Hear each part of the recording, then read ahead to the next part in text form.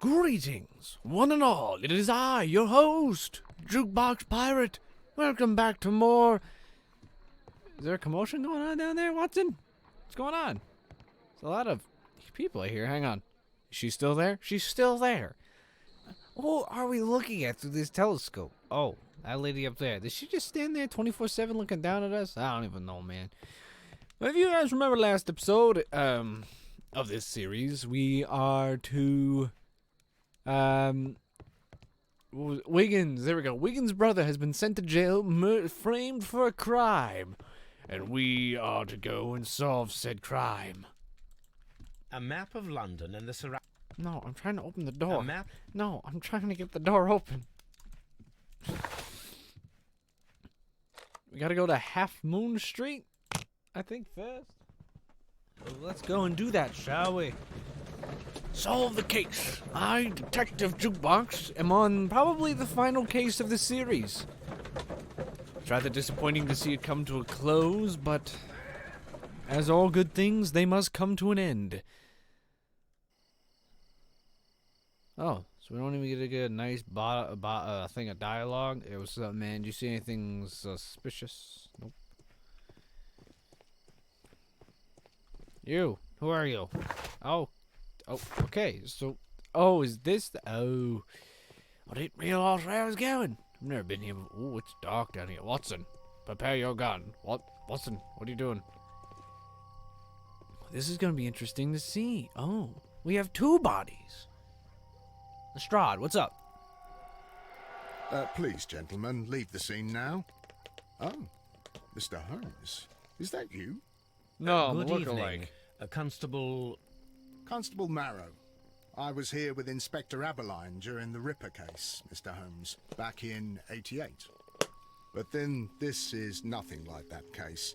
With this one, we've got the murderer, the weapon, and the statements, which speak for themselves. Of course, Marrow. But you know that appearances can sometimes be deceiving. Hold on. Who were the victims? The two men here, both shot. The stab fellow was Brian Vercotti, a well-known ruffian. The other, Kenneth Butler, a jeweller by trade. You spoke of statements. You have witnesses? Well, I was there, so I gave my own statement. And then there were two other witnesses who said they saw the killer Chapman. Mr. Turner, a gentleman who lives in that flat over there. And Polly Powell, a flower seller, who was over at the far side of the street. What's the testimony? So, Constable Marrow, I should be delighted to hear your testimony. I was standing at the north side of Half Moon Street. That was the side that you came from. But you would have been unable to observe this part of the street, where we are standing now. That is correct. But I saw the two victims slowly enter Half Moon Street, and then shortly after, the fireworks started. A few minutes after that, the fellow Chapman rushed towards me and ran into Half Moon Street. Please continue. I didn't pay attention, but suddenly I heard a woman's cries and police whistles on the other side of Half Moon Street. I rushed over there and I saw the two dead bodies on the ground. When I reached Whitechapel Street, I saw Leighton Chapman. He'd been caught by two police constables. Did you hear the shots? I didn't hear any shots. The fireworks were all over the sky. They were so loud I couldn't hear anything else. So we had real fireworks. I thought that was an expression he was talking about. What were the fireworks in honor of, Constable? Well, today's Queen Victoria's birthday, Mr. Holmes. Yes, I appear to have lost track of the days. It is May now, of course. Dude, I can relate to you. I never know what day it is anymore. Never do. It's really hard for me to determine sometimes. Constable Marrow, what else caught your attention while you were running through Half Moon Street? I saw nothing but rats, and I took the time to light every corner with my lamp. Did you happen to look up at Mr. Turner's window when you were on Half Moon Street at that time? Yes, I saw that the window was open, but no one was there. It was dark in the room. Constable, your statements have been of great value to me. Yes. But the contradiction of many things could have gone on before, you know. Okay, he was shot The in the bullet struck head. his head. This man didn't stand a chance. You know what's really funny is, hey, a piece of paper. Is that important? Come on. Yeah, there we go. Yeah, can I look at it? Yeah, I want to look at it. Yes. A piece of wood that has stuck between the cobblestones. Let us take a closer look. See that? I saw it before he did. Oh, it's a pig. Pig of some sort. This shard of wood is quite new. A bit of cane, perhaps? Not entirely sure. A key. This is an ordinary key. I wonder what kind of door it opens. Take mine. Yeet. Okay. Anyway, let me tell you a funny story. I remember it was near Christmas, just last year, or in 2019 for those who watch this in the future. I went up to this banker lady. She's really nice. At the time, I forget what business I had at the bank, but I remember telling her He that tried to stop the bleeding with his hand. Death was not instant. obviously. The bullet penetrated his stomach, a dreadful wound. Yes, that was death and demise. Oh, his hand, eh? There's a tattoo. A tattoo from Westgate Prison. Vicotti must have done some time there. Anyway, as I was saying, it's really hard to talk and do a thing at the same time because I'm discovering all the stuff. Brian Vicotti suffered greatly. What a terrible way to die. Can imagine. Bullet wound to the abdomen. Not a great way to go out. Anyway, so when the lady was asking me, so how's your day? And I'm like, oh, you know, all the days are the same now. It's really hard to determine which what. I'm not exactly sure that made her day Good hearing evening, that, but Mr. whatever. Turner. It was- I heard Constable Marrow reply to you as Mr. Holmes. Are you that detective gentleman? I've heard of you. And well, I know things about this evening. Excellent. Might we hear your story? Let's do an external scan real quick. Looks down a lot. Let's see. Yeah. Oh, some middle class balaclava, Crimean war veteran. Oh, okay. Oh. Requires support, weak leg, and limping. It means he's got an old war injury. Come on, there's gotta be something on his head. Something around here. It's very particular when you gotta... It says poor life, I think.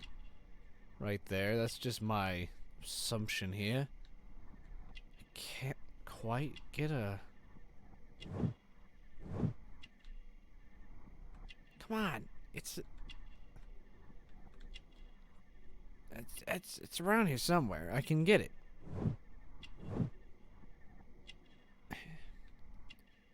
Aha! Missing buttons, poor life. There we go. See, I knew it was poor life, judging by his clothes and what the thing said over here. Could you tell us everything that you may have seen or heard? I was already in bed when the fireworks started. A few moments after, I clearly heard 2 gunshots from outside. Please continue. I quickly got up and I grabbed the lamp from my nightstand and I rushed towards the window. I looked down and I saw 2 bodies. And there was a man with a gun who was standing nearby. Where exactly? Well, near this body. Did he notice you? I don't think so. He rushed towards Whitechapel Street without looking around. Were the 2 shots you heard consecutive? Yes, there was a very short pause between them, and they sounded different somehow. It seemed to me that the second shot was louder than the first. That is an interesting comment. Hold on a second. Anything else? Mr. Turner, did you see anyone else in the street? No, I saw no one but that man, the murderer, the fellow they caught. How do you know? You just said it was dark. Sort of. I mean, you saw a guy, right? Mr. Something's Turner, not right here. What were your actions after you stepped up to the window? I was afraid that the man with the gun might return, so I stayed close to the window till I saw the policeman coming in the Half Moon from Whitechapel. Then I walked out to tell them everything I saw. See, You have helped us a great deal, Mr. Turner. thank you for that. Wiggins! Mr. Holmes, did you see my brother at Scotland Yard? Is he all right? I don't know about that yet. I didn't go there yet. I didn't realize I was supposed to. I came down to the crime scene first. Hey. Hello. I don't know if this is normal, but wow, if this is normal, then somebody keeps busting out of here on a cart. Which seems to end rather abruptly right here. Rather strange if you ask me. Lots of scratch marks on the ground. Can I scan these? I suppose not. Maybe this just means a worn street in old England times. I suppose from the Mrs. 18th, 19th Powell? century. What do you want? My name is Sherlock Holmes. I'm assisting the police with their investigation of the crime that took place this evening. Well, I've already gave my testimony, but very well. I'm on detective. Oh, I can't do an external scan of her? Could you tell us everything that you may have seen or heard? Yes. I was selling my flowers as usual, and then the fireworks began, in honour of Queen Victoria. I enjoyed those. But then, all of a sudden, a young lad ran out of Half Moon Street and stopped just by me. He had a gun in his hand. He was like a ghost, and all covered in blood. It was dark, but I could see him, because of the flashes from the fireworks. And then? I screamed as loud as I could. I knew that a policeman should be on duty in the vicinity. He had no time to escape. 2 constables got him. Then another constable came out from the very same street, and I heard him talking of a horrible murder. Why can't we do a scan of you? Mrs. Powell, did you hear the gunshots? I'm not sure. You know, what with the fireworks? Yes. Did you see anyone else leaving Half Moon Street prior to or at the time of the crime? No, sir, I did not. Even with all the fireworks, I was very attentive, as I'm always on the lookout for customers. My thanks to you, Mrs. Powell.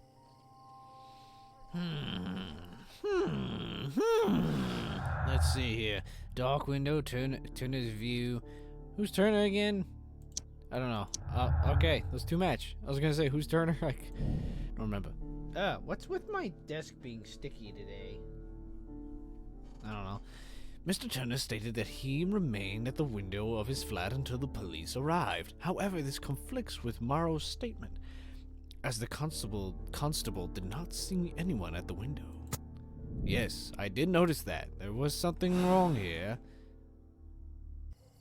Oh wait, hold on. I wasn't actually done with the whole matching up thing. Forgot to press the button. Common statement. 2 different shots. 2 victims, yeah. Just making sure there wasn't a match that I missed. Normally I could predict if there's a match between some stuff, but, you know, you never know sometimes. Sherlock knew more than I. You know? Pardon me, can I come see your office? The library? Your apartment? What? Mr. Turner, you have stated that you remained close by your window after the crime. Is that correct? Oh, yes, Mr. Holmes. I stayed at my window until the policeman arrived to examine the dead bodies. Hi here.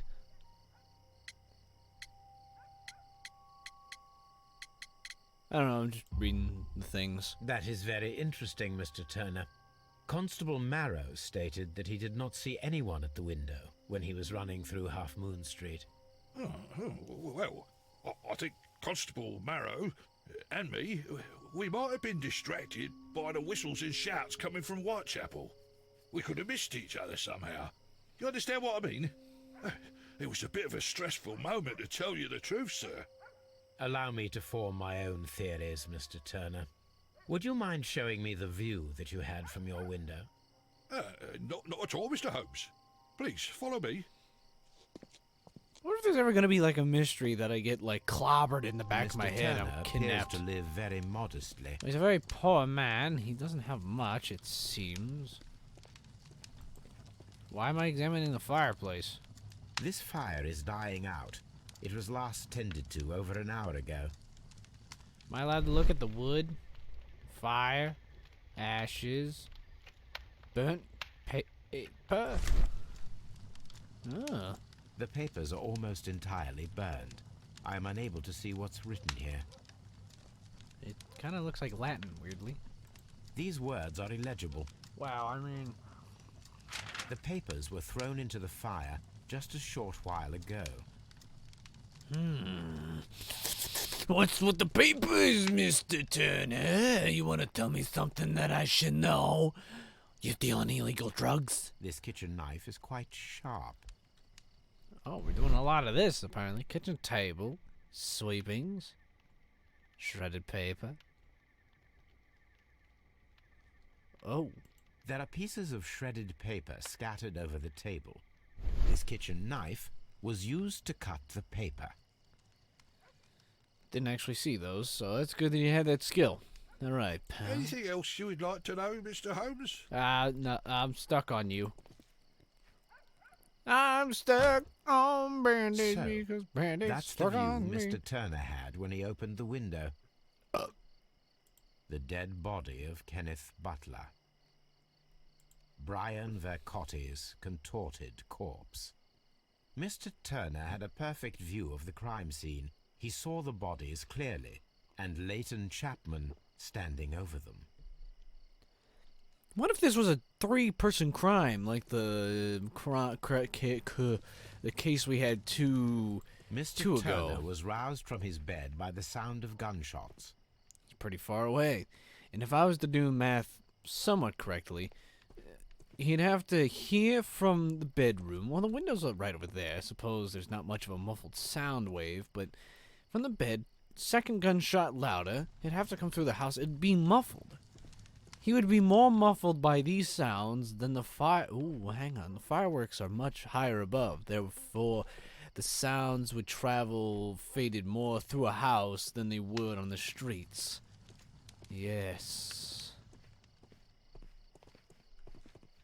I should go back and ask some questions, I suppose, if I can. I'm not sure, but I'm trying to do Anything else you would like to know, Mr. Holmes? I suppose not. No, I'm good, thank you.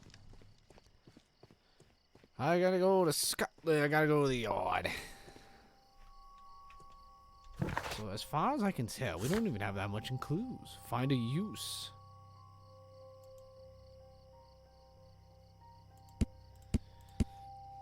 I haven't quite found it. Okay, so interrogate Langton at the yard. Talk to Mr. Turner and check the view from his flat. There should be something contradicts with his statement. Yep, these are the last 3 people. Hold on, there's something we've missed, apparently. Oh, right. I mean, like, I already knew about the wooden pig, but I wasn't quite sure about what to do with it. Can I look at that burnt piece of paper again? Cog. Gotta find something for that wooden pig. What would be missing a wooden pig in this house? Perhaps if I go and talk to that one feller, the guy who... Oh, bookshelf. Ah, cane. Yes, I was thinking about the bottom of a cane. A perfect match. So, Mr. Turner broke his stick when it became stuck between the cobblestones. He did not mention that he was so near to the victims. I knew it. The books on this shelf are in a mess. It looks as though Mr. Turner was trying to find something in a hurry here, a short while ago. Bunch of papers to burn, eh? Yes. Determine the sequences of actions. Let's see. So, is there like a getting out of bed? Yep, okay. So, got up from the bed. He's like, oh, am I getting out? There's something here. Then he goes to here and looks out the window, sees something bad. He goes over here. And then boom. Alright, so he gets up. Oh my gosh, there's gunshots. Hey, what's going on? Hey, oh, I gotta get rid of these papers, man. Go back over here, shred them up for some reason. I'll go back, whoosh. No, it didn't happen this way. Really? Huh. Okay. So getting up from the bed is the first one.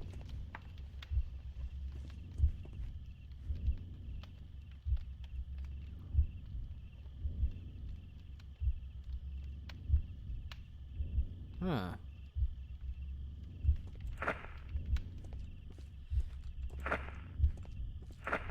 No.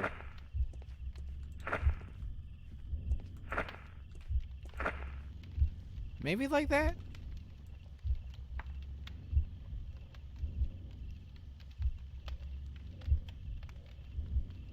No, that doesn't look...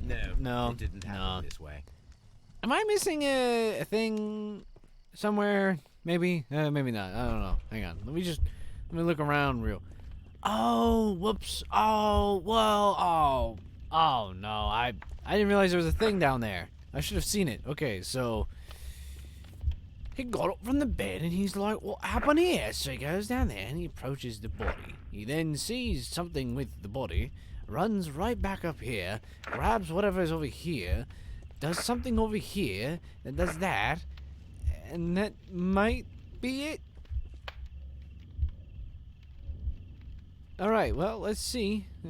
It's out of bed. What was that? Gunshots, eh? Oh, jeez. Well, let's go approach the bodies, eh? There we go. And check it. Oh, dear. And then he comes back up here, and he's like, oh, I gotta hurry. You know, gotta get these papers. I gotta cut them up for some reason. They go over here, and they set them on fire. There we go. So Mr. Turner used a book to hide an object that he found on Kenneth Butler's body. The question is, what did he find? I'm gonna look for a fairly large book. Oh, okay. Look for a... Hang on. Okay. I can see prints from greasy fingers Sorry. upon the cover of this book. Let us take a closer look. I agree. Moby Dick. Well, Well now, what a find. A precious jewel concealed inside a book. So all we know is that he's a thief because... A bracelet with a unique ram's head design. A distinctive feature of ancient Grecian artifacts, probably of the Hellenistic era. So something worth a bit of money, and since he lives in a very poor condition, it'd be very useful to this sort of man. Hey, you, why'd you take the bracelet, dude? You want to tell me something about... Mr. Turner, how would it be possible for a man of advanced years, such as yourself, to rush from his bed to the window in a matter of seconds, as you have stated? Well, I'm able to move very quickly, despite my age. And when the situation requires it, Mr. Holmes. What about that limp, boy? I highly doubt that, Mr. Turner. I observe that you suffer a severe limp due to your injured right leg. It would have taken at least 10 seconds for you to approach the window. That means you could have easily missed something or someone in Half Moon Street during that time. You're right, Mr. Holmes. I could have missed something. But it did seem to me that everything happened so quickly. Oh, time can pull tricks on you. Tell me the whole truth. And what of everything else that you told us? Mr. Turner, it is vital that we have your complete and true statement. Yes. Mr. Holmes, I do assure you that the other things I said were most sincere. What about that? What about that, huh? Mr. Turner, you were not sincere with me. Not then, and not now.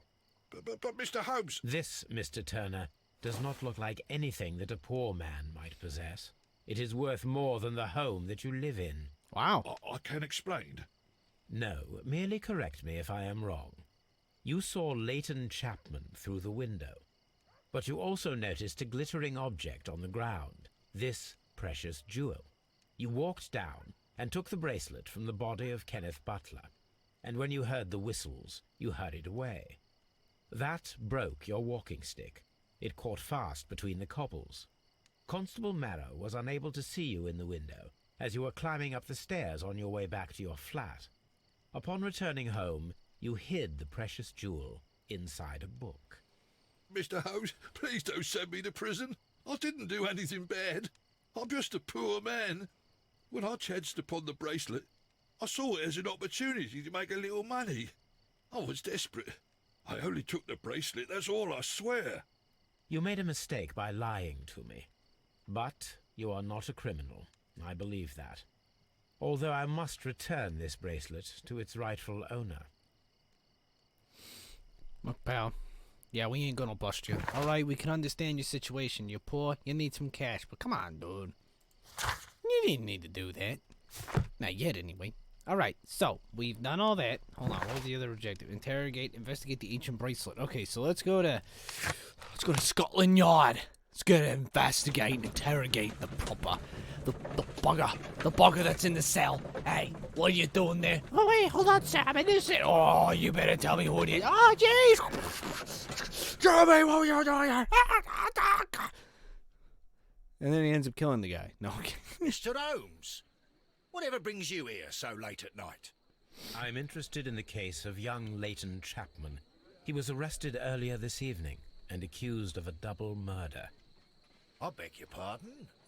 That case is quite clear to the police. Or are there any new facts that we don't know about? Who knows, Inspector? Look, you are free to investigate, of course, Mr. Holmes.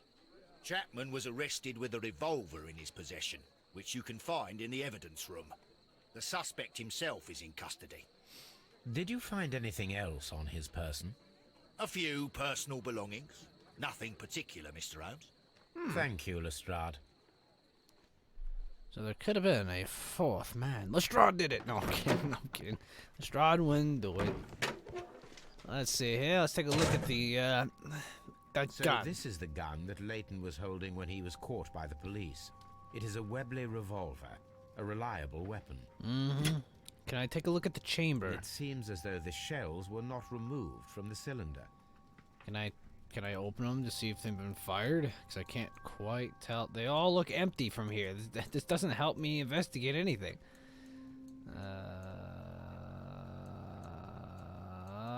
I want to open it. But there's something else I'm missing here. Oh. There we go. Ah, okay, so there are two missing. 2 out of the 6 shells have been fired. There were 2 shots. Yes, but one particularly louder than the other. A cheap So, watch, bought with his own money, no doubt. an apple. These cigarettes are filled with cheap tobacco. Nothing interesting. What would you guys say if I started smoking a pipe? Okay, ever since I started playing this series, and with the type of look that I'm going for these days, I was thinking about having a pipe. You know, it's probably really dumb. You guys are like thinking, oh, it's like, hey, come on, you shouldn't smoke. And I'm like, but dude, a pipe, ain't that epic? I know, sounds really dumb, but that's just my idea. Double murder. Kenneth Butler and Brian Vidicott, with victims of a double murder carried out by one person. Yeah. Maybe. We don't know yet. There's still some evidence that needs to be gathered first. I don't know. I can't afford tobacco, so who cares? I don't even know if I want to smoke. I just want to have a pipe. Maybe there's a way to smoke something else out of it, like smoke some kind of nice Indian herb or something. Please escort this suspect for interrogation. That sounds really dumb. I know. This is. I shouldn't. I don't know. Good evening, Mr. Chapman. I don't know what I'm talking about. Who are you? I've got nothing to say. It's all a mistake.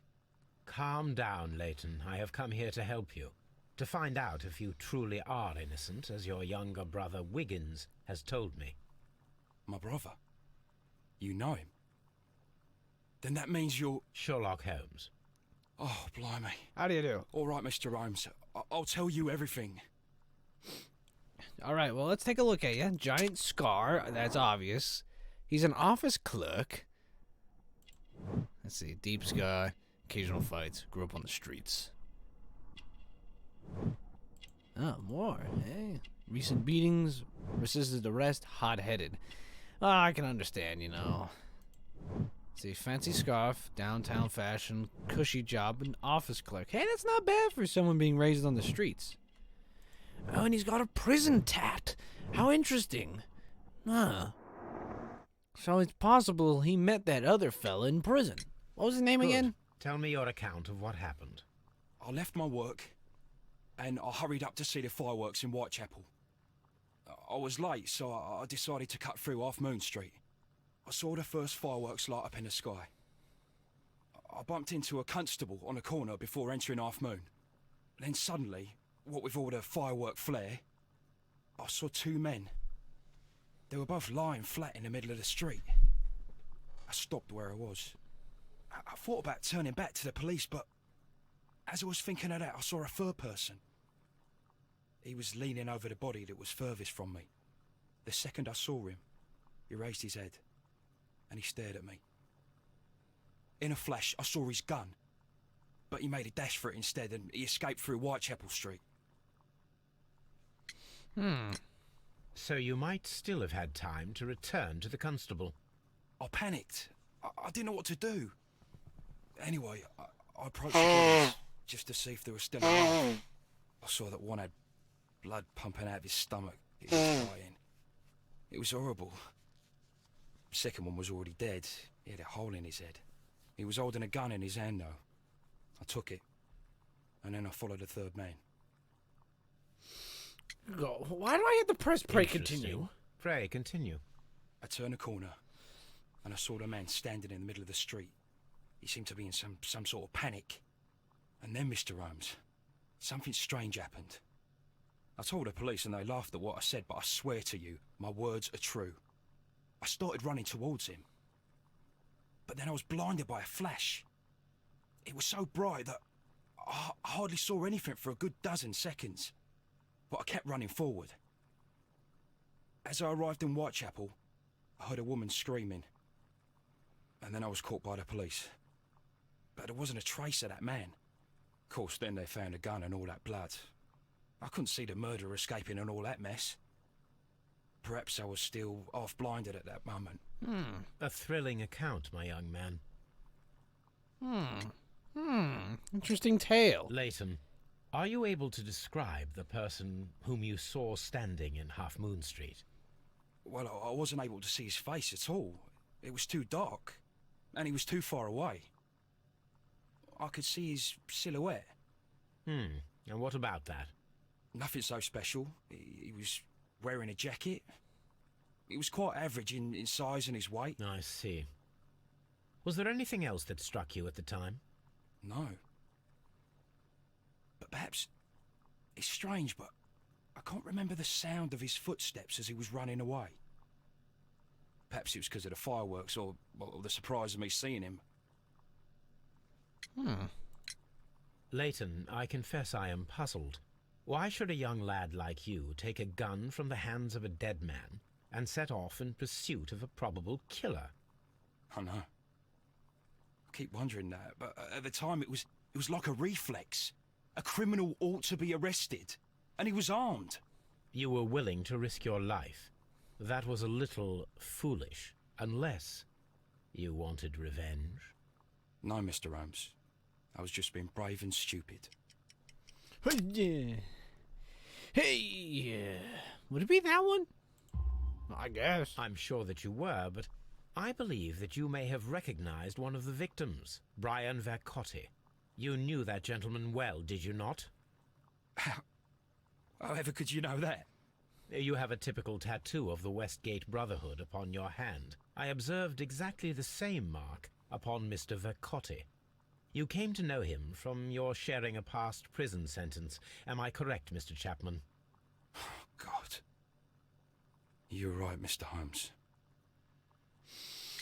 Tell me about your friendship with Would you this tell fella. me a little about Brian Vercotti? We were convicted for a robbery. Once in prison, both of us joined one of these fraternities. During that year, we tried to help each other out, you know? You were quite young then, I believe. Yes, Mr. Holmes, we were. We'd only stolen a pound of meat. After we were released and when I saw what my little brother had become, I decided to work towards living an honest life. And Vercotti? He had a hard time.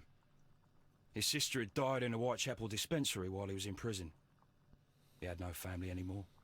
Our paths split. He fell back into crime. So you lost him? Yes. And for around 2 years, I heard no news of him at all. We shall see you soon, young man. Yes. Let's see. Let's put some clues together, shall we? Oh, hang on. Okay, let's stay right there. Old acquaintance. No, wait. Hold on. I'm trying to. Leighton's the name of the guy that we just interviewed, right? Okay, so. Sorry, I got confused. So let's see. Simultaneous gunshots or firing position. Turner could hear the contrast between 2 fired shots and the fact of 3. What? Oh yeah, Turner could hear the contrast between 2 fired shots as, in fact, 3 shots were made. At first, a single shot was fired, then 2 guns fired simultaneously directly afterwards. Firing position. Turner could hear the contrast between 2 fired gunshots, and they were made different points at... I think there's 3 because of that loud flash. That contradicts with that, but that's okay. That's okay. I mean, remember that... Oh, I didn't mean to do that just yet. Hold on. Nope, that's not... hold on a second. Let me just... I got all the button. Okay. 2 victims. An old acquaintance. Alright.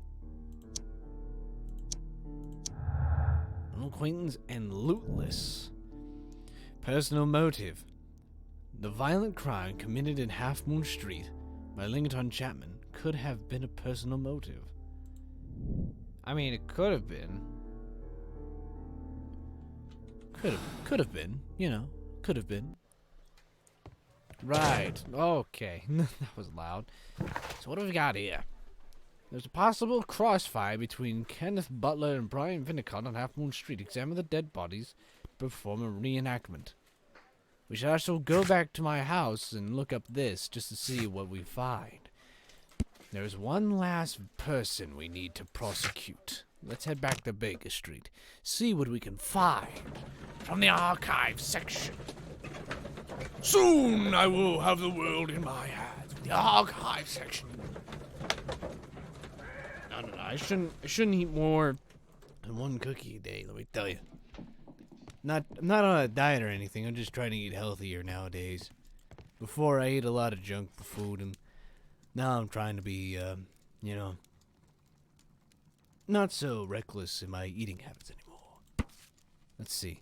These beautiful antique jewels represented in the part of Hellenistic treasure collection. Depicted to have 5 heads of a mountain ram. Depicted are the 5 heads of mountain rams upon the bracelet, necklace, and ring, each made of pure gold. So this is a collection, eh? The 5 rams of Mytilene have been missing from the museum since 1985. Here it is. Interesting. So there's a collection. I need to continue my research in my archives. Okay, well, what do we need to look at? How about that one? That is not the one I need. Okay, geez. Wait, 1985, you say? Yes. There we go. See.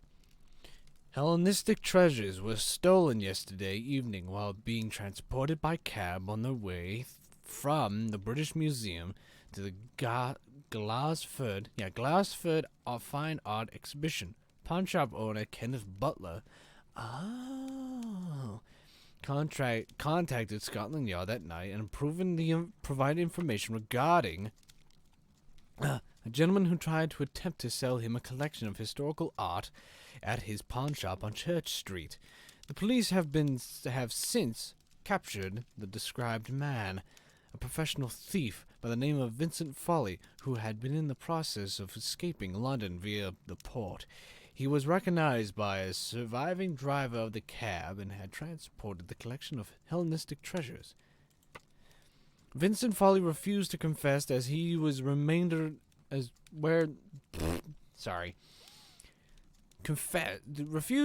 to confess as the where to the remainder of the treasures were hidden. He was eventually imprisoned. The lost treasures are still to be found. Here it is. I have an interesting theory for this case. What if one of the victims, Kenneth Butler, was involved in the story of the stolen Hellenistic treasures? A visit to his pawn shop should tell me more. Yes, but 1 second on that. We're gonna head here. But here's my theory. Perhaps the constable that we saw earlier has something to do with this case. Although I don't know if policemen back then had, you know, issued firearms. I guess he could have bought it himself, I suppose. There's something fishy going on here. But something would have had to cause a loud Never mind. What's up with you, lad? What are you waiting for? I'm waiting for my brother to be released. Your brother? The one that you caught, beat up and imprisoned. Ah, the murderer. He ain't killed no one, copper. Watch your mouth, lad, else you'll be joining that worthless brother of yours. Interesting confrontation. The victims possibly fired his gun twice. Find out who might have done it. Select the gunman.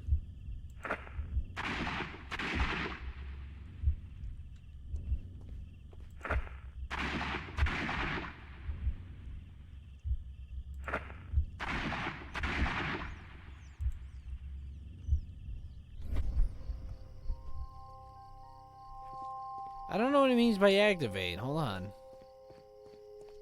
I am unable to see any higher. I need to find something to lift my lamp. You think we could borrow that guy's cane? Or how about this pitchfork? Hold on. I need a long thing. Sir, can I borrow your cane? I need it for an experimentation. Where is it? There it is. Oh, never mind. I don't get the borrow your cane. Where do I find a long thing at? Constable, can I sit on your shoulders and have a look up? I'll do anything to save my brother, Mr. Holmes. How about I lift you up on my shoulders and you hold the lamp and you look for me, eh? Oh, there's a pole. How about the pole? That'll do, yeah. There we go. This should be useful. Yes. Alright, let's go over here. Use the fork. Let's see. Looking for a... Aha! This is most definitely a bullet hole. The brick cracks are fresh. Ha! And since he's a pawn shop Watson, owner... There was a third shot fired in this street. Yeah, I knew it. I knew it. Hit it with a dab. Alright. 2 victims. Third shot. With one of 2 victims. There we go. And this ought to change to a crossfire. Yes. No. What? Double murder? Okay, so I'm gonna go with that. Because... for some reason it's red, but... I don't know yet. I don't know. These are all inconclusive acts right now. But let me check out this wall first. Just in case. No, perhaps not. Maybe there's a few other clues I can connect first. A third shot. Combined with that, or this, or those, or one of these, and that one. A disappearing man. Langton Chapman's statement regarding the jacketed man who disappeared at Half Moon Street now seems reasonable, as the 3 shots at the crime scene prove the presence of a second gun that is now missing. See, I knew there was a third guy here. Wait, hold on. What do I have to do about this? I might know when I click out. So, investigate the ancient bracelet. Find out. Okay, so talk to Constable Monroe and find out if there had been a possible miss someone hiding in the shadows. Hey, you pal. I don't know. I just feel like this Morrow guy's in on it. I don't know. It's just this guy is fishy. Constable Marrow, I would value your assistance in this investigation. It would be my pleasure, Mr. Holmes. I would like to make sure that there are no places in Half Moon Street where a man could hide while you were running through it with your lamp. All right, Mr. Holmes, what should I do? Take your lamp and start walking, just as you did before, and try to find me. Understood.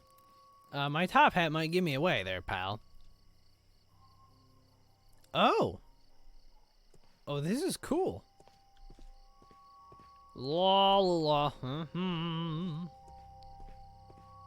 Oh man, he could have hidden any number of these places. Whoa, dude. I can see you very well, Mr. Holmes. All right, Constable. Let's try again. I'll find another place to hide. This is interesting. I like it when the game decides to, what the... Here you are, Mr. Holmes. All right, Constable. Let's try again. I'll find another place to hide. This is kind of fun. All right. Walking, I'm walking. You ain't hiding here. You're hiding in the bags. La la la. Okay. I mean, I suppose the point of this exercise is to find the hiding place. So if I don't find Sherlock, that's okay. Okay. Wow. He nailed it on the third go.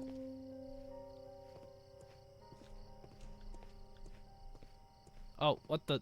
Dude. Mr. Holmes, it wasn't difficult to find you at all. It is obvious now. No one could escape Constable Marrow's lamp while hiding in the street. Yeah, I was gonna say, like, what? Alright, so, common statement, corners in sight. There we go.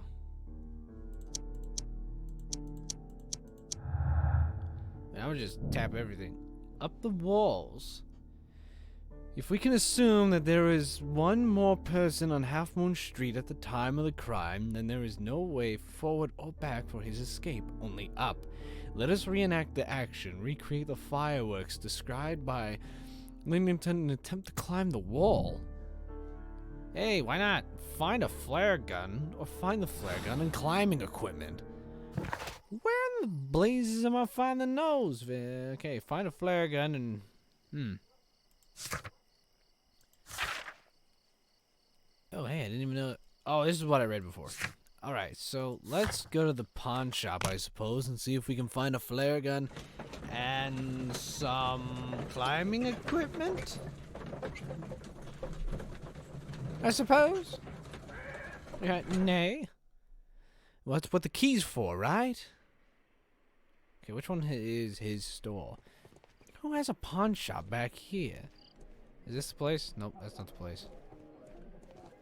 Ah, the Billet's Pint.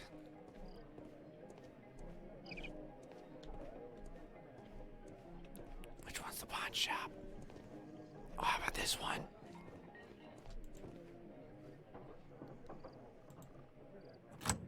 Mr. Butler's key matches the lock perfectly. Well, I mean, it's a key, and he's the owner of the pawn shop. I would assume it matched perfectly, but okay. Hey, what's this? These tools are exactly what I need to climb the wall. That was easy. Right, now I need a flare gun. It's a very small pawn shop. Oh, look, flare gun. This is exactly what we need in order to imitate the flash of the fireworks. Is that it? Any other types of clues we can find in here, perhaps? Ah, the counter. Let's see if there's anything else he's been hiding. Yes, the necklace of the two rams. The ram's heads. This necklace belongs to the 5 Rams of Mittelin collection. Ah, Mittelin? Interesting. Nuts. That means that Kenneth Butler owned a part of this collection all this time, 10 years after the theft. Yes. See, I knew he was in on it. Someone else was a person of interest with that. And a letter. Hello, Kenneth. I remember when you once told me about the 3 pieces of gold jewelry with the ram heads from ancient Greece. You still got them, right? Well, good news for you. I've found a man loaded with money who's crazy about those jewels. He's ready to fork out some small fortune for them.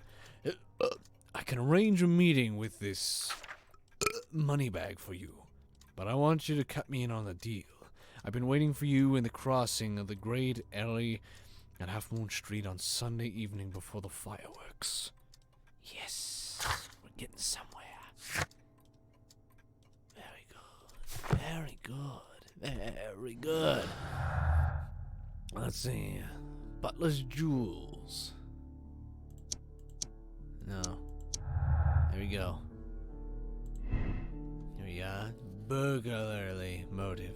Searching for the missing Hellenistic treasures could be motive for the crime that was committed on this picked up the bracelet directly after the murder, but the ring is still missing. Yes. Yes. Yes! A revolver. Mixed with that or this. Here we go. Compelling evidence. The witness testimonies and a crime weapon clearly pointed out one possible culprit. No, it's not him. He doesn't have any he doesn't know about these jewels. It's all about the jewels, I say, ladies and gentlemen. It's all about the jewels. This guy's got nothing. Imaginary man. The person who Leamington Chapman describes in his statement is a figment of his own imagination. Created by Victor. No, it's not an imaginary man. There's a third guy here who wants the jewels. It's all about the jewels. It looks as though Mr. Butler kept a careful record of his operations. Can I take a look? Nope. Okay. It's all about the jewels, ladies and gentlemen. It's all about the jewels. Which means I doubt that boy has anything to do with these crimes. Let us go back to Half Moon Street and try this climbing exercise of ours.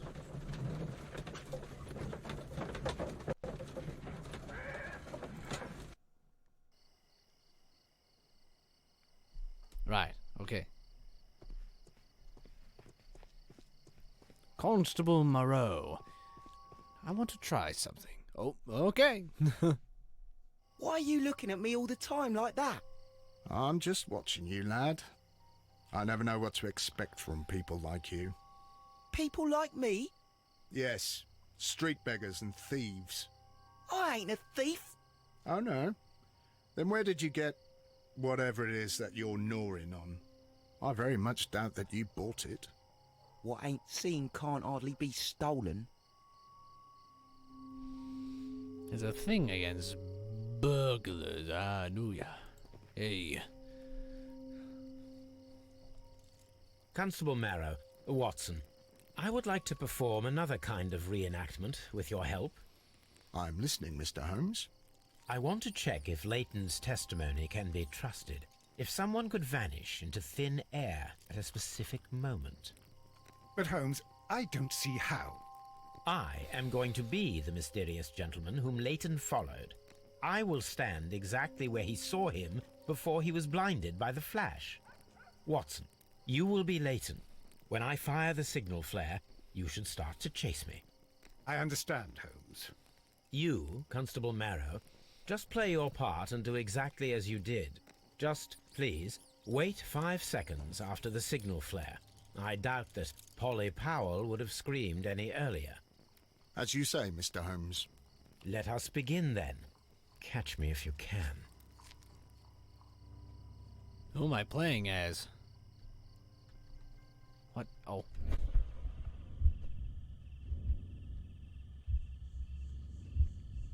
Climb the wall.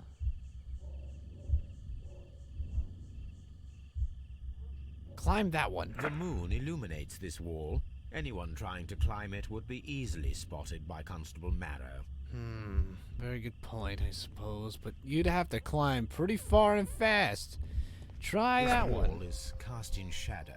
It would be difficult to see anyone scaling it.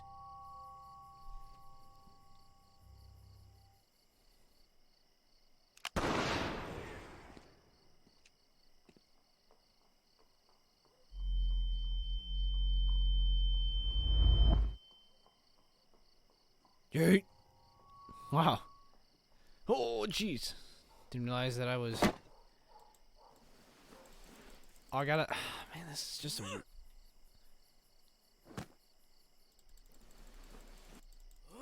I can barely see anything.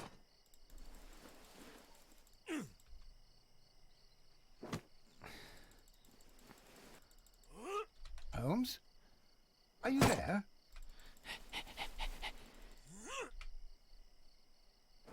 Oh, boy. How far do I have to do this? Where is he? My God, a man can't just disappear like that. See, no one bothers to look up. Holmes? Holmes? Where are you? I cannot see you, Mr. Holmes.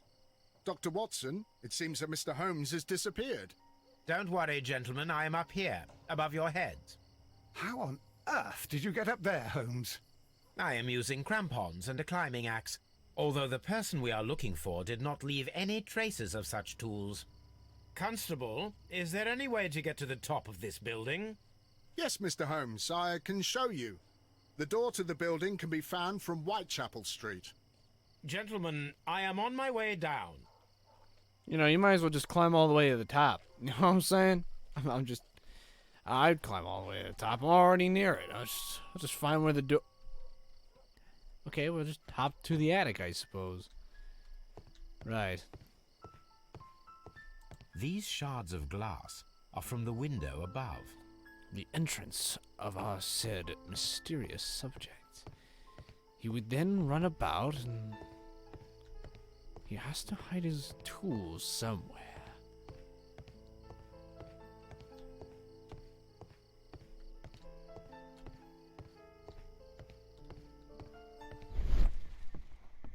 That's all I see is a bunch of broken glass.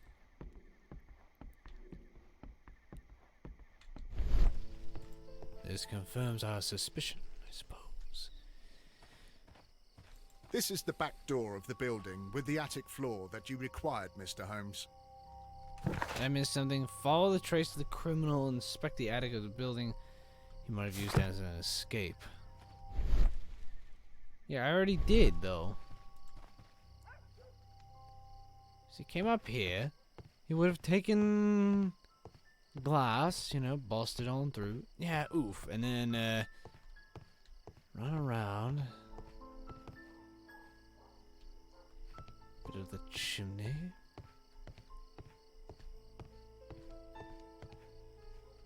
Bits of cog and wheel.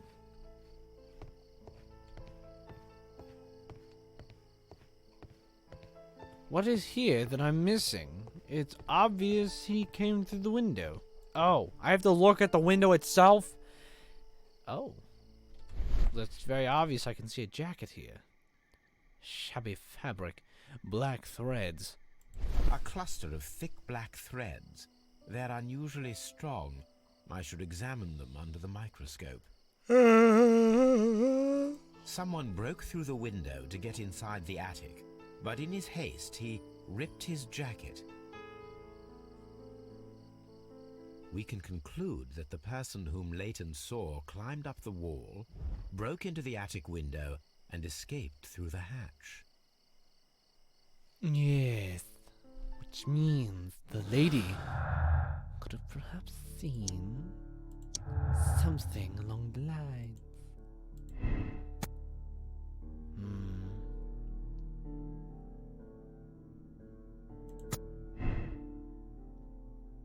Burglary motive. What? This would not concluded this at all. Yeah, they're all red. Hold on. Crossfire equals double murder. Wow, everything is red.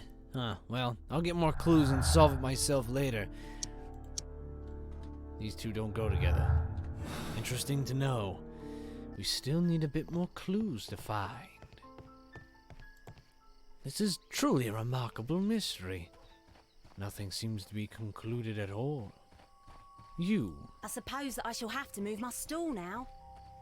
No, I didn't think you had to. Solve the crime at Half Moon Street. Yes, let us go back to my home and conduct a science. See what type of threads came by through the window. The material found on the jacket is something along the lines of steel. Steel thread, used to make a dark jacket. Strong. No, I'm making that up. Let us take a closer look. Yep. Okay. It is not a thread, but a hair. I very much doubt that it is human. I need to compare this sample with a human hair and a horse hair. A shaving brush is usually made from horsehair. Watson, could you please pass me your shaving brush? Here you are. Watson, look, what's outside the window? Where? I don't see anything. Ouch! Holmes! Oh, don't make such a fuss. One little hair. Yeah, I rip out my own hairs all the time, bud. Yeah. The horsehair is thinner than the hair that we found. Yes. Human hair is significantly thinner than the black sample. So, this black hair belongs to an animal, and it is larger than a horse. A bear. Hair from a large and exotic animal. A big black bear. I don't know. Wall climber. There we go. Yes. Circus. Yes, an elephant. So, the circus in town, huh? Simultaneously shots of firing positions. Perhaps we'll find something later on. Where is there a circus in town?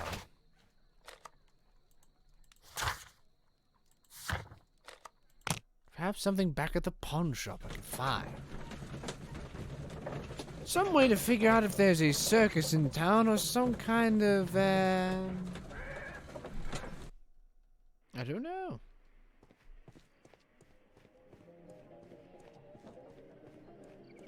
There's probably nothing in the shop.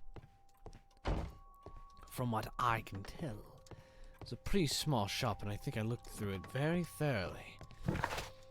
Let's head to Scotland Yard. See if we can find anything else.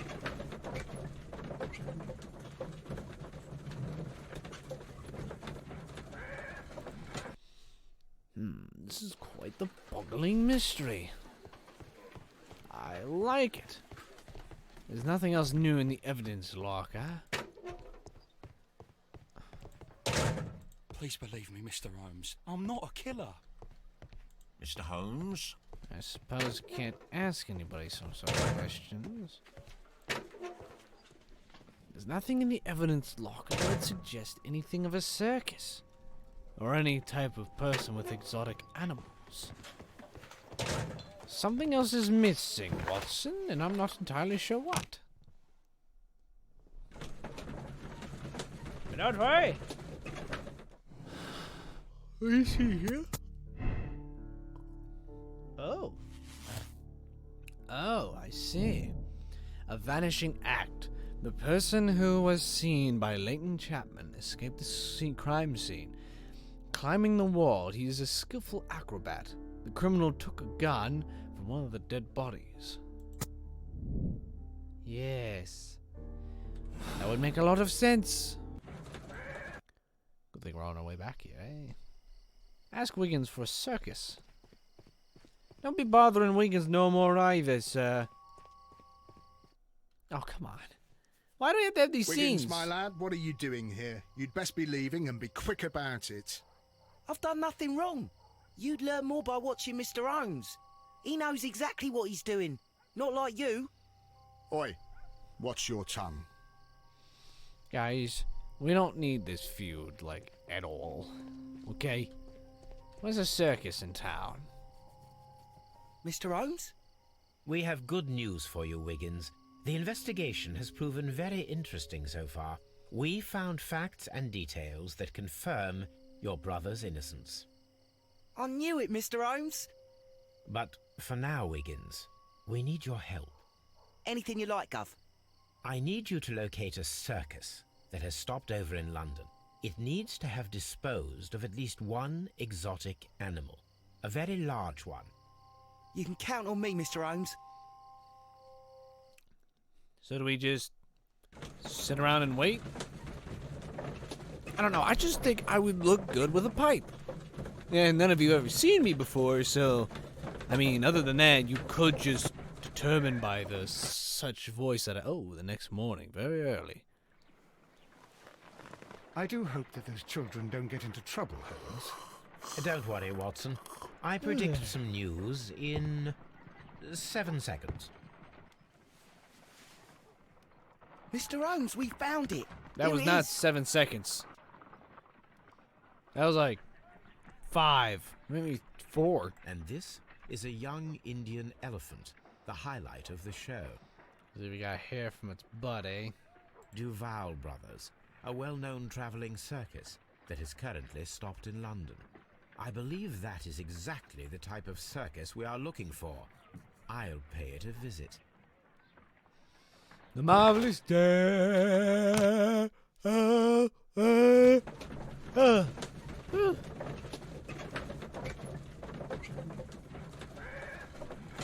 This is why you should never trust carny folk. No, I'm kidding. I've never been to a circus. Hey, you!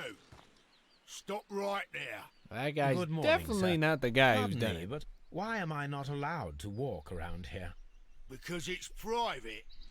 Well, I only wanted to meet the artistes. Hmm? You're wanting to apply for... Nah. You don't look like the type of, artistic lockpicker that we're looking for. You might be surprised. What? What? Nah. I don't think so. Clear off.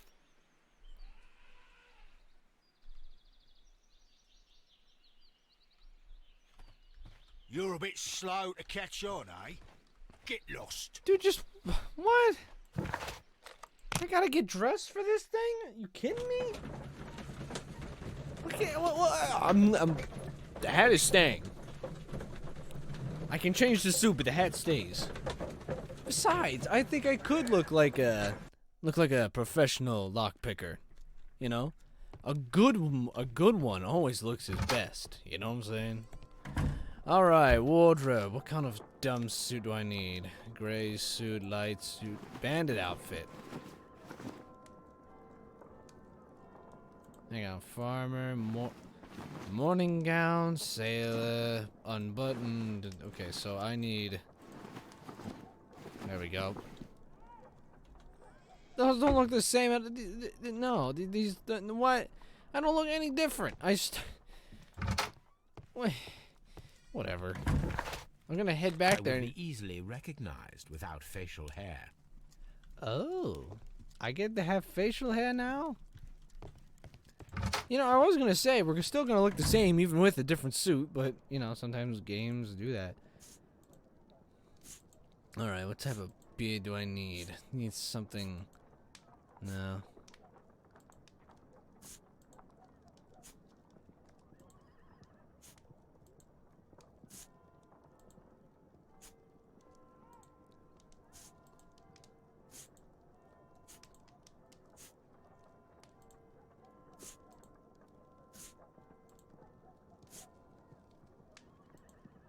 Alright, I'm gonna go with number 15, was it? No. No, I think, yeah, there we go. So, now I just grown hair real fast. Alright, let's go. I'd better wear a shabby hat. What? What's wrong with the hat that I have on now? You bastard. Okay. I'll get a different hat on. All I need to... Why do I have to change hats? Alright, what's a shabby hat look like? Wait. There we go. Nah. Yeah, I like both of them. I'm gonna go with this one because it looks more shabby-ish, so... Stay where you are. What are you doing here, and where is Sherlock Holmes? Calm down, Watson. Take deep breaths now. It's me. Oh, thank God, Holmes. I can't get used to your disguises. Thank you, Watson. That means I am ready to go. I had to get rid of my dumb top hat. Wait. Can I fool the system? Can I do it? I don't think I need to change the way I look until... Oh man, that's so dumb. I can't. I thought I could cheat the system. The system's actually smart. At least I still look cool, so... Alright, I'll allow it. Who are you? What's your name? My name is Nigel. I'm here to open the locks. Talented, eh? Let's see. Go inside the marquee and show yourself to Charles Foley. And I'd highly advise you not to trick him. Got that? I've got it. So, Charles Foley, the guy that we were speaking to before. So, everything is here just as you asked. And what about the money? Some of the barrels are wet. Transportation issues, it couldn't be helped. Whatever. We'll be here after midnight to pick up the supplies. I want to be paid first. No. You'll be paid after we make the transfer, as I said. Right? I hope that no one saw you. The police are on the lookout. Of course not. I'm a professional. Glad to hear it. Be ready for tonight, then.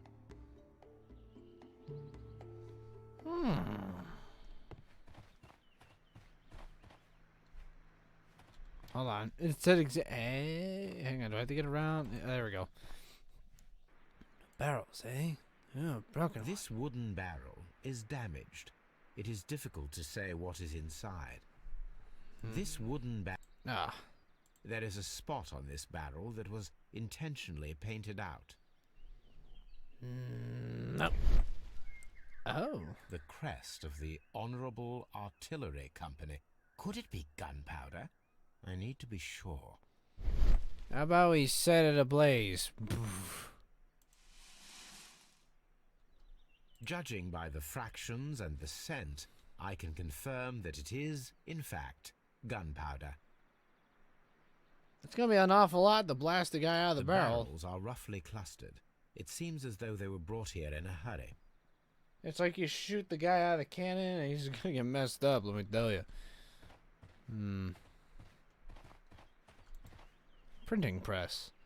This printing press is old, but still quite capable of printing hundreds of pages per day. Rise up and keep rising from lambs to lions. From lambs into lions.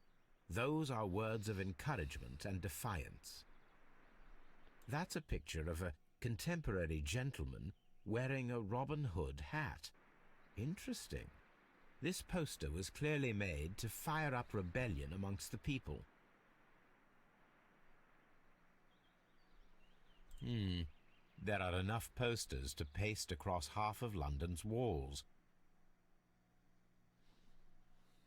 Powder kegs, a printing press, and a great many blank papers.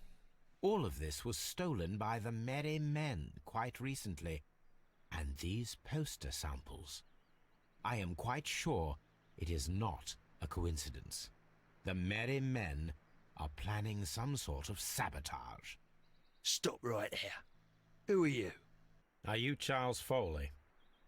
Maybe. They say that I can open any door. Do they now? We'll see that lock near the chains on the table over there.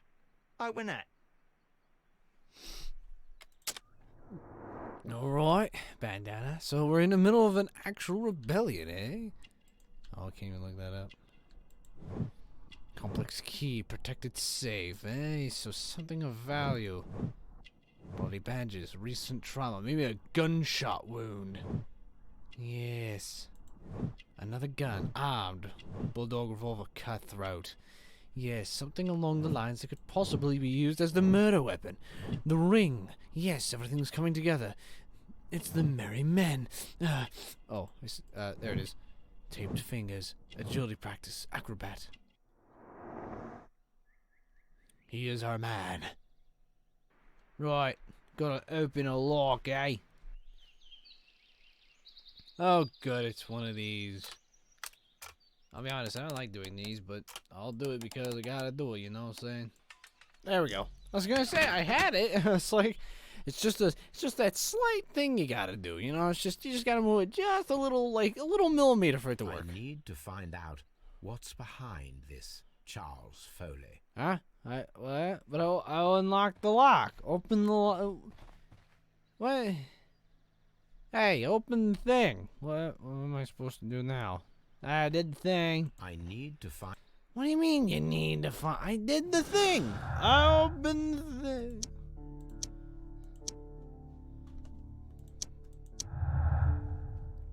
Oh, I thought the other two were... Man in jacket. Charles Farley wears an antique ring, last missing piece of jewel for these sets, and also a revolver retaining under his belt. It proves Charles Farley is our mysterious jacketed man who's nimble enough to escape. It is indeed. It is indeed. So, was I supposed to do that first, and then I can talk to the fellow? There we go. Ah, well, they're right. What's your name? Nigel Shirley, from York. Ah, Nigel from York. Never heard anything about you. How'd you hear about me? Wah! I'm a jailed thief. It's a long story. I met your brother, Vincent the Butcher Foley, in prison. He told me all about his betrayal and all about you. Before I was released, he told me that you might find a job for me one day and pay me some money for me craft. Well, he died 7 days ago in prison. Yeah. I'm sorry to hear that. That's all right. The traitor has paid the blood price for it. And you'll do the job anyway, because I need a talented lockpicker. I know just where to search for his legacy. It's all about the Hellenistic treasures, isn't it? Osh, you fool. Now, listen up. You'll come with us tonight, and you better mind yourself. Us? Wait, who's coming then? Billy, Jack and me. And what will I get for that? We'll share the loot. The one you seem to know about. Right. Wait for us at the abandoned manor house on the corner of Ladbroke Grove and Kensington Park Road at midnight. Deal. Right. Well, what do you know? Everything's coming according to plan. We built his poster. We got our... Okay, so these two aren't suspects, in my opinion. But this guy definitely is. You know what I'm saying? Unless we find something more interesting about his brother. Solve the crime. Find and examine the secret lock at the Notting Hill Manor. Right. Let's go, shall we? So this has turned into a giant case. It's probably going to turn political? Like the Merry Men, you know? Because remember a couple episodes back, his brother, Mycroft, Here I was am talking at the about manor. it. Somewhere inside it are the Hellenistic treasures. So let us break in, eh? This lock is quite old. It shouldn't be much of a challenge. Oh, do I have to do another one of these? Oh, wow. Okay, I got my homework cut out for me, don't I? That wasn't too bad, actually. That was pretty I easy. need to find where the safe is hidden and lockpick it. Man, we're doing a lot of lockpicking in this mystery. Bookcase. This cupboard is an absolute mess. Well, I mean... yeah. Several books have fallen from the shelves. It seems as though this cupboard can be moved. I'll give it a try. I'll give it a shove. So, that's the lock I must open tonight. Let me see. Oh, boy. Okay. Well, this should be interesting. Wait. This should be interesting, I suppose. Never mind. That was actually kind of simple. Huh. Maybe I am getting good at lockpicking. Oh. Spoke too soon, haven't I? What a surprise. Another lock. And I won't be able to pick it. Why not? I recall that precious key around Foley's neck. It might prove a decent fit. I suppose they hired me to only open the first lock. Let us wait for the thieves, trap them, and find out. Sounds like a marvelous plan. Let us check the thieves' possible escape routes in the event that they are caught off guard by the police from the front door. Well, let's see. We can head this way and out this door. This door is a perfect means of escape in an emergency.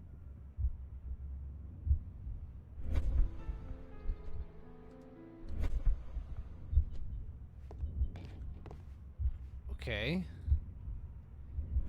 Yeah.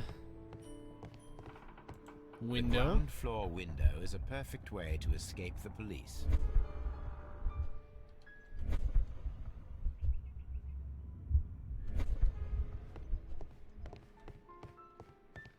May I have to get them all? So.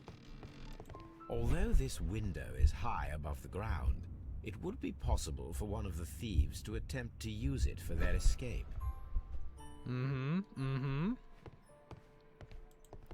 What's this?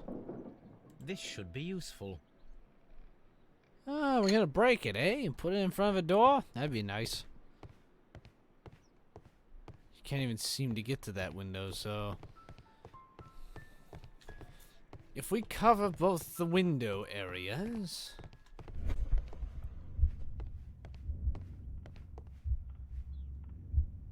Yes. Huh? This works very well. No one will escape through this window now. Oh, I see. We have to trap everything. Okay. What? I didn't even see this before. There is no ladder. If anyone falls here, he will need assistance to get out. Why is that even there? Who put that there?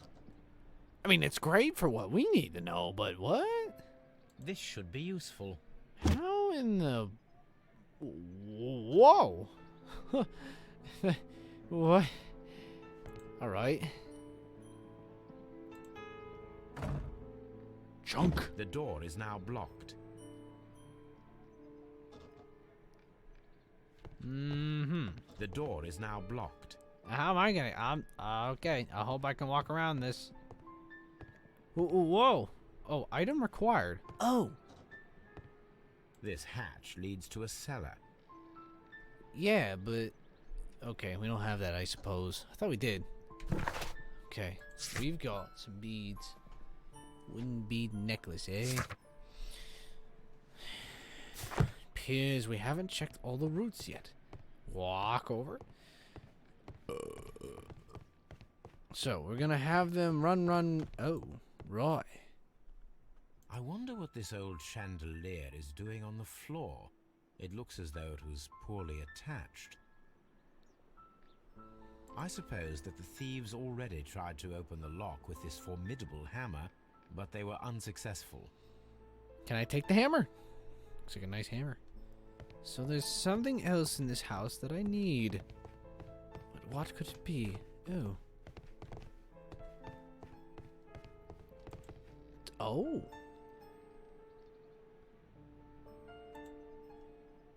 One step on these beads, and our thief will go flying. I should walk carefully here, else my plan will be ruined. Or else we'll just... Alright. Yay. Okay.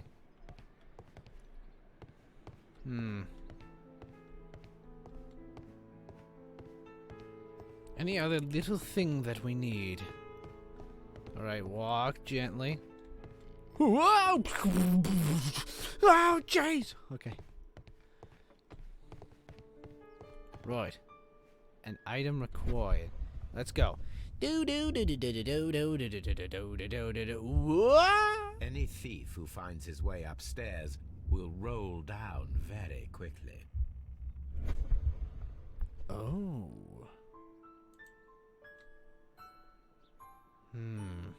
I suppose that the thieves already tried to open the... I wonder... What do you mean, item? What do you mean, item? They could bust down the door, eh? Carpet. This should be useful. Mine. Clog up the door, perhaps. The door is now blocked.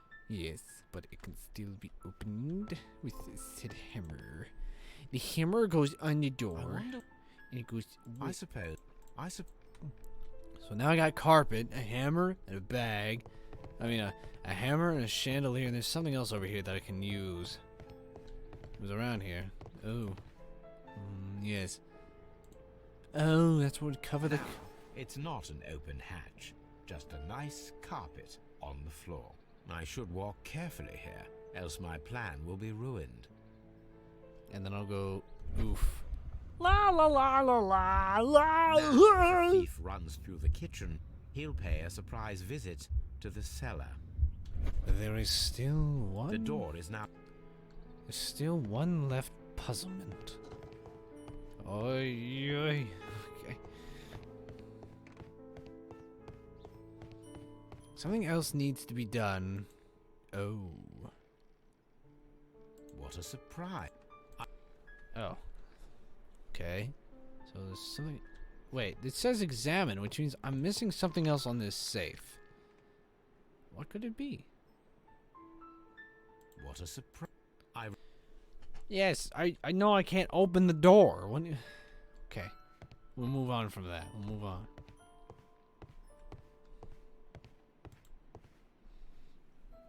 I wonder what this old... I suppose that the thieves already... What item do I need? Am I missing something? There's no way you're busting through this door just to escape out that door. There isn't. Maybe there's something outside that I need. The thieves won't attempt to escape through the front door if the police are right behind it.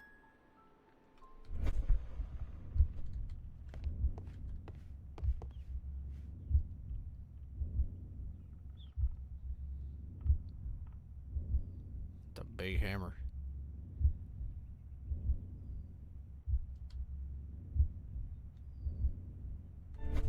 So, I mean, I figured that as much, you know. Which means this door needs to be properly... Oh, here we go. A bit of rope. This should be useful. Jeez, I was wondering where I was gonna get that. So the hammer is to bring down justice. Gonna hang the chandelier from the door. Door bust open. Chandelier fall on guy head. Got it. Got it.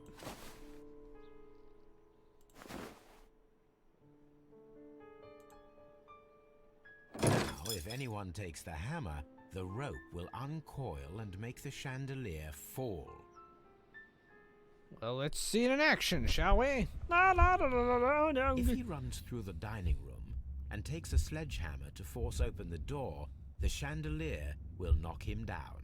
The traps for my circus companions are all prepared. I can leave now, but I'll return later with Charles Foley and his companions. What if, let's say, the chandelier killed him? You know, sharp, pointy, because chandeliers are sharp and pointy at the bottom. Hits him on the top of the head, it's gonna fall right through his skull. Police! Police!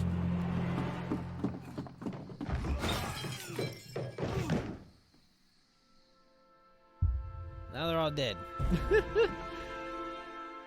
Stop where you are! Where are they? Trapped, Watson, with your assistance. How so? You sounded just like a real bobby, my dear fellow. You startled them into the traps. I did? Yeah. I assure you, Watson, it was quite an entertaining show.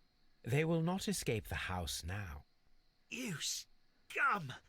And this is the pistol used for the murder in Half Moon Street. How'd you know about that? Oh, hello, Mycroft. Have you closed the case yet, Sherlock? Mycroft, what are you doing here? Did you follow me? Sherlock, it may seem that I used you, but you should be pleased to know that you have served our queen well, in this instance. So now, let us catch the big fish. But this man is not one of the merry men? No. Then why exactly are we here, Sherlock? This gentleman, Charles Foley, has been involved in a double murder and the hunter of a set of valuable antiques, the Hellenistic treasures, which disappeared in a theft many years ago. You're no better than the coppers! Let us open the safe, shall we? Oh. There are other treasures inside. Incredible. The Hellenistic treasures. Indeed. Nothing but trifles. Where are the merry men? I What's don't going know on with the why textures? you're asking me, Mycroft. They are yours to find. Yeah. We weren't after him. I'll see you soon, dear brother. with that weird blah blah blah. Right, long last art, fresh is safe. Yep, hidden art does this. Forms the one simple conclusion. There's this guy. Obviously, in the end, Charles Foley organized and executed a wicked plan of revenge with added theft. He deserves a rope.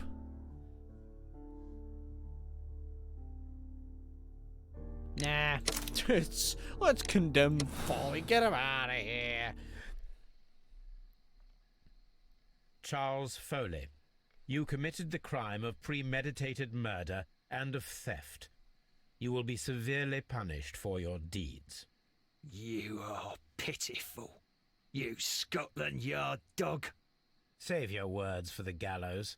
I am sure the journalists will love them. I shall leave now, Watson. Gentlemen, please take our friends here into custody. Where are you going? I have unfinished business. I'll see you at Baker Street. Are we going to dinner? That was a rather easy... I hope the case isn't done, because this case was too simple to have on the ending part, you know?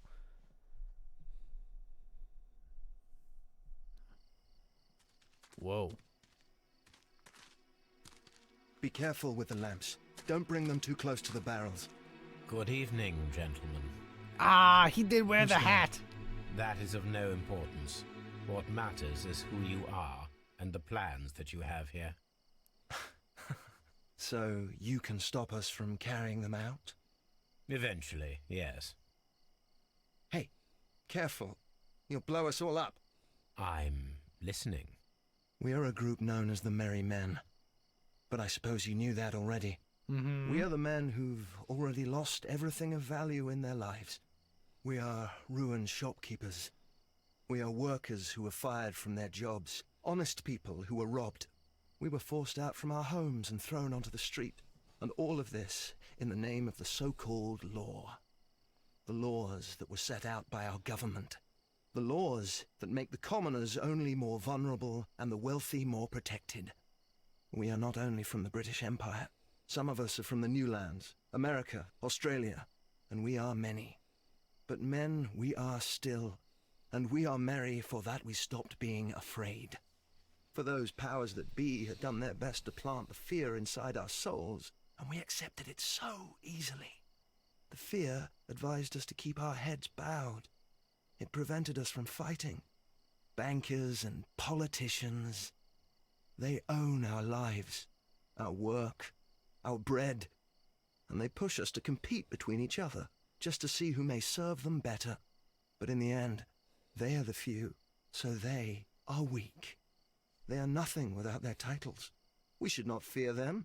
Our so-called masters should fear us instead. The time has come for our group to stand tall. Our great and many merry men. We are going to blow up the London Stock Exchange. No life shall be lost. But ownerships, debts, and property titles? They shall all be destroyed. They're only papers, after all. So many people will be freed over this night. That is a radical step to take. What result do you truly expect? Chaos. But soon people will understand that they are free, and that they don't belong to anyone. They will be able to work for themselves, together, without letting the rulers dictate what to do, and finally justice will arise. What you are intending to do is a crime. It is not justice. How do you see justice, then? Kids go to prison for a loaf of dry bread. And how many lords do you see punished for stealing from their people? Sending them to their deaths in mines, or overseas to fight for land? Our masters wouldn't hear us. So now it's time to sing the song of the merry men. Will you let us do our duty?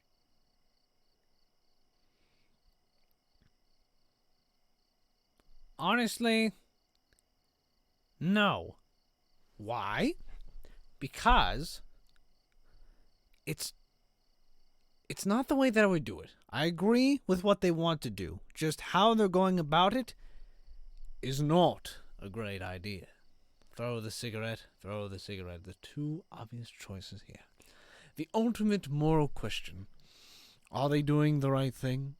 No. Do they have the right means for such things? This is a situation that I'd like to call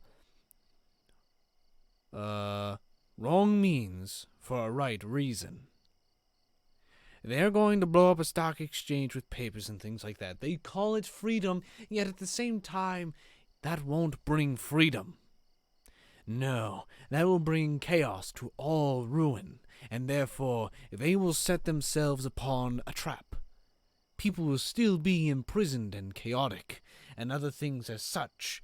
This won't solve anything apart from litter across the streets. There will be anger and rage across everybody. This will start probably a civil war, per se. So no, I don't think I'll allow them to do this. I agree with what they mean, but not with how they'll do it. There's another way that we must do it, so goodbye, fiends! Set it ablaze! When people fight the order, they are too blind to see the consequences that throw society into chaos. I shall stop your actions, but not you. Run. Now!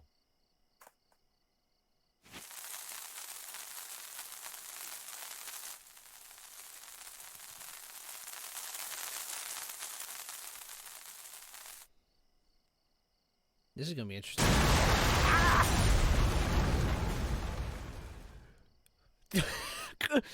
That was a huge explosion.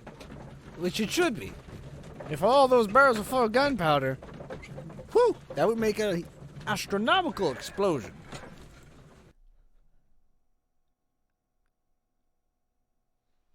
So, you're interested in Russian literature now? Quite lately. It is an interesting book.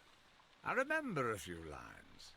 Really? I tried reading it myself, but I had a hard time understanding it. Yes, Doctor. It's about intelligence. Sherlock, I vaguely recall one of the lines. Sometimes it takes something more than intelligence to act intelligently. There were also a few words along the lines of pain and suffering are always inevitable for a large intelligence and a deep heart. Tell me, Doctor, does my brother show any signs of pain or suffering? Not that I know of. Because you see, Doctor, behind all of his masquerade, my brother does possess a deep heart. So deep that he does not recall where he places his love. Well, I'm sure that... His love and his duty that, in the first place, should be directed towards the Empire. For without it, we would be nothing. A country filled with uncivilized men.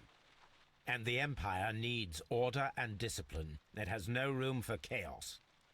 People who commit crimes, or at the very least intend them, deserve punishment, Sherlock. Without justice, there can be no civilization. But we serve the truth, not justice. Your truth, Doctor, that may prove immoral. Allowing people to terrorize London, destabilizing the whole empire.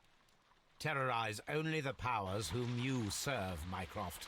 Not I, not Watson, not Mrs. Hudson, not Wiggins. Sherlock, the merry men are to be stopped. Not by me. You created the merry men. Exactly. Stop them yourself.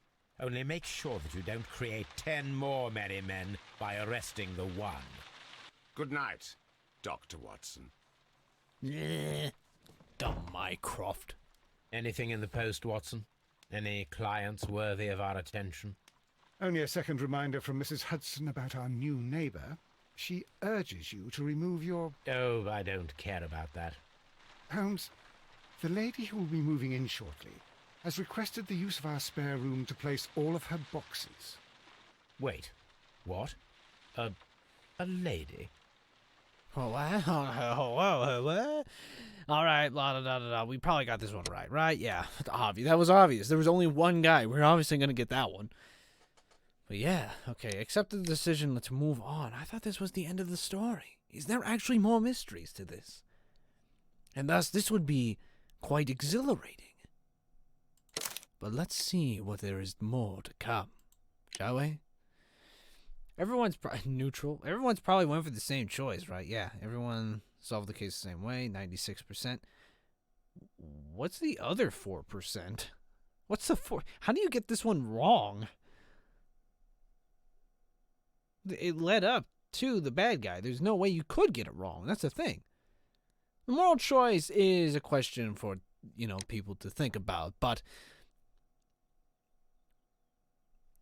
I don't know. I just can't fathom how 4% of these people who played the game got it wrong. Yeah? This is the case of Mrs. Blackwater. Blackenstall? What's going on here?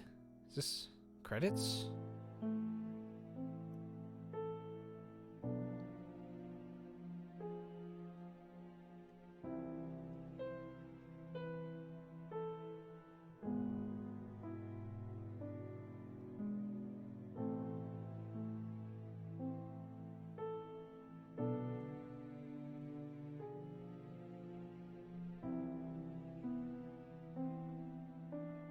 Those are the archaeologist people.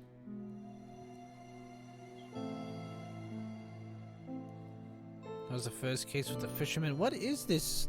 They're giving us a bunch of names, but they're not being very specific to whom these people's names were associated with. Like, what did they do? Were they the cast? Were they the animators? Were they character design? Who are these people? And a lot of them are Russian, which is cool, but doesn't explain what they've done for this, suppose? Was this a Russian game first and then? No, it's because it's Sherlock Holmes.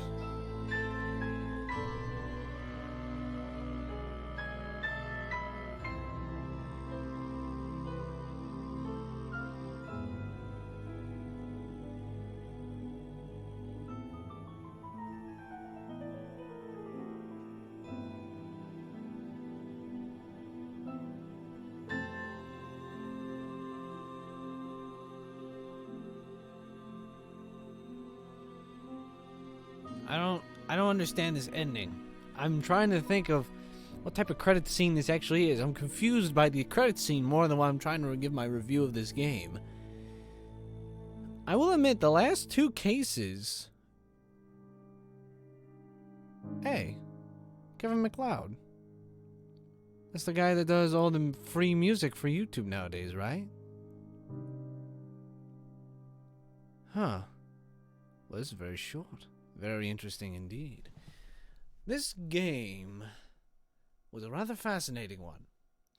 And on the facts that it... Oh, hang on. Let's see if there's an ending credit scene. There is. Okay. Is this not a credit scene? What is this? Okay. Open the tasks books. Crimes and punishments. Baker Street. Evidence. Half Moon Walk. Everything's just fine here. Oh.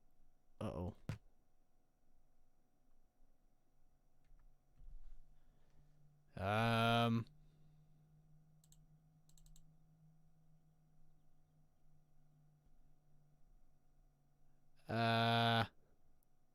So I've crashed the game. What? Hold on a second. Does that... Was that the end? That's it? No, hold on. Let me just go back into the game, make sure there wasn't like an end scene. Or if it was just that, then I can continue with my review.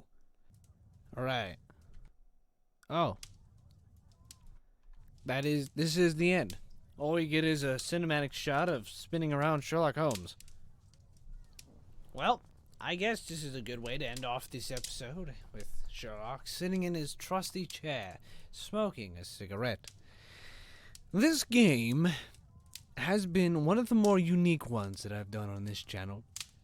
It was all about thinking whether or not I could actually solve any of these crimes. Unfortunately, this game is still inaccurate to how you can predict your thinking. To me. Like, I think this game does not... It more along the lines of... Even though you can get some cases wrong, the last two cases that we played were along the lines of very easy cases. this one in very particular led up to said murder, and it felt rather hurriedly along.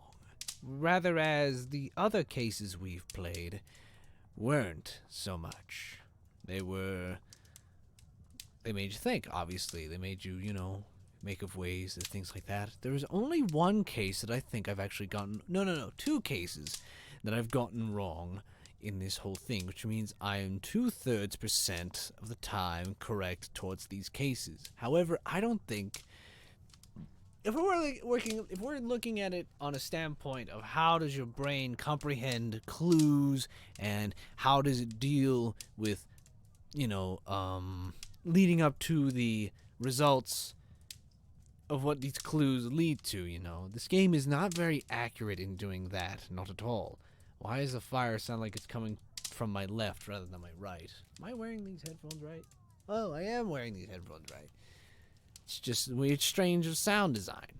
Anyway, the point is, this game, as much as I thoroughly enjoyed it for its fun factor and the fact that I was able to solve these puzzles and, these cases, and I always love doing those whenever I watch them on TV and such.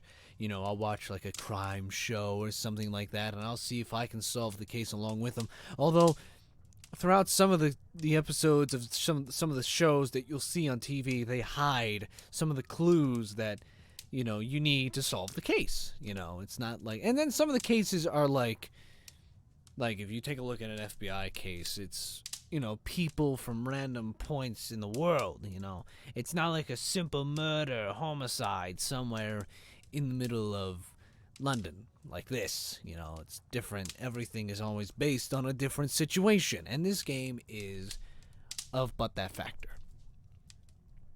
You see, the thing is, this game, as a fun factor, was a lot of fun for me.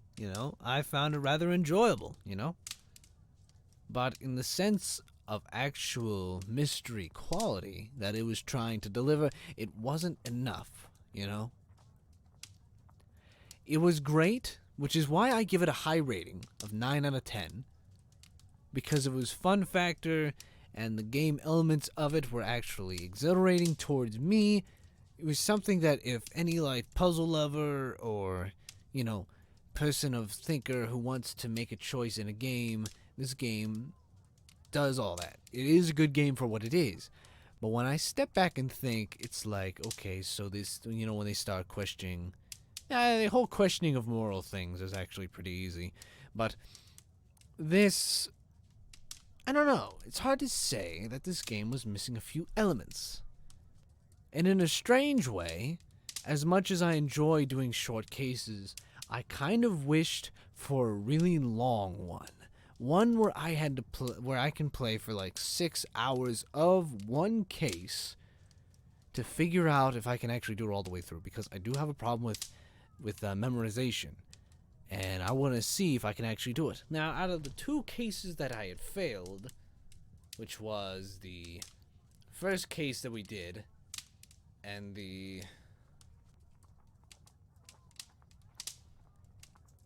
What was the other one?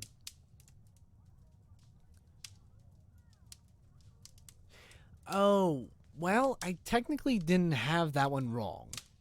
If you think about it, I was only missing somebody.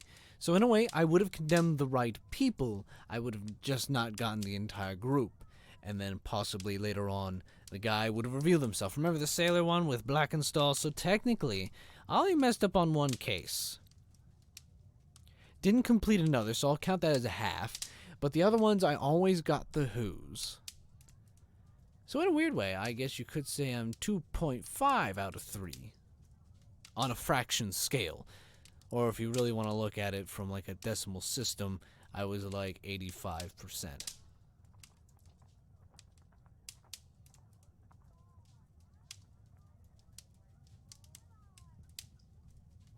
Actually, if you did it from the decimal scale, it's more like 60.